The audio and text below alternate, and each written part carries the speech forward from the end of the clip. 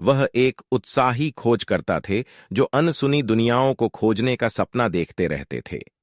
उनके पिता ने उन्हें हमेशा सच्चे ज्ञान की महत्वपूर्णता सिखाई थी, जिससे विक्रम ने सोचा कि वह सच्चे ज्ञान की तलाश में निकलें। एक दिन विक्रम ने अपने पिता से अनगिनत सवालों से भरपूर एक पुरानी पुस्तक के बारे में सुना। उस पुस्तक का नाम था खोज, एक अनसुनी दुनिया की खोज।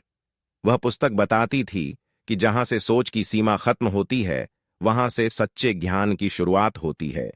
विक्रम की आंखों में उस पुस्तक के अनुभवों की खोज की आग जल गई।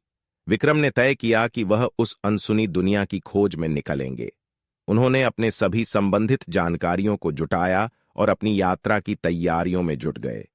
उनके दोस्त और परिवार ने उन्हें उत्साहित किया और उनकी साथी बनी। यात्रा की प्रारंभिक दिनों में विक्रम और उनकी साथियों ने कई रोमांचक स्थलों का पता लगाया। वे अनजाने जगहों की तलाश में निकल पड़े, जहां केवल प्राकृतिक सौंदर्य था।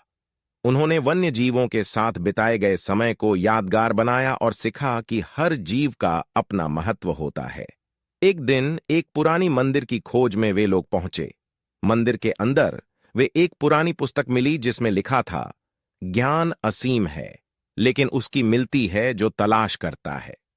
इस पुस्तक ने उनकी सोच में नई दिशा दी और उन्हें यह बताया कि असली खोज बाहरी दुनिया में ही नहीं, बल्कि अपने अंतरंग मन में भी हो सकती है। इस नए दिशा में विक्रम और उनकी साथियों ने ध्यान और मेधा की प्रशिक्षण की शुरुआत की। वे एकांत में बैठकर अपने आप से संवाद करने लगे और उन्होंने अपने अंतरंग दुनिया के रहस्यों को खोजना शुरू किया। यह नई यात्रा उन्हें सच्चे ज्ञान की ओर बढ़ने में मदद करने लगी। धीरे धीरे विक्रम ने अपने अंतरंग सफर के द्वारा एक नई दुनिया की खोज की और उन्होंने अपने जीवन का मकसद पाया। उन्होंने सीखा कि असली खोज जीवन की ऊंचाइयों तक पहुंचने का माध्यम हो सकती है और सच्चे ज्ञान के साथ जीवन को अर्थपूर्ण बनाने का तरीका है। विक्रम की यात्रा ने उसे न केवल बाहरी दुनिया में खोजने का मौका दिया, बल्कि उसने उसके अंतरंग मन के गहराइयों को भी खोजा। उसकी यात्रा ने उसे एक बेहतर इंसान बनने की दिशा में एक महत्वपूर्ण कदम आगे बढ़ने में मदद की।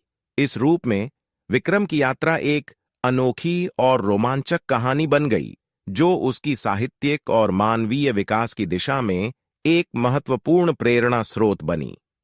उसने सिखाया कि वास्तविक खोज विशेष जगहों या चीजों की तलाश में नहीं है, बल्कि हमारे अंतरंग मन में छिपी होती है।